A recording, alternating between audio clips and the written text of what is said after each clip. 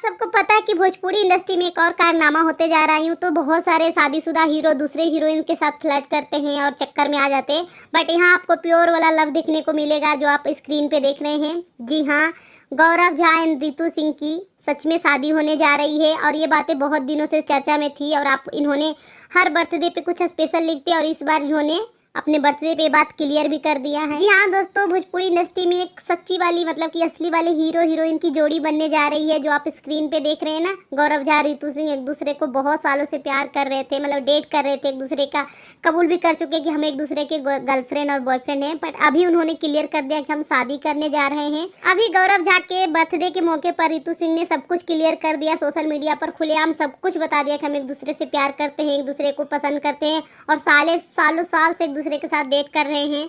अभी आपको बता दूं कि उन्होंने सब कुछ तो क्लियर कर दिया पर शादी का डेट फिक्स नहीं किया है, पर उन्होंने ये तक कहा है कि साल के एंडिंग आते आते हम एक दूसरे से शादी कर लेंगे, ये तक उन्होंने लिख दिया है। वैसे आप सबका क्या राय है इन दोनों के शादी के बारे में और कैसी लगेगी इन दोनों की जोड़ी, कमेंट में बताइएगा। Thank you for watching.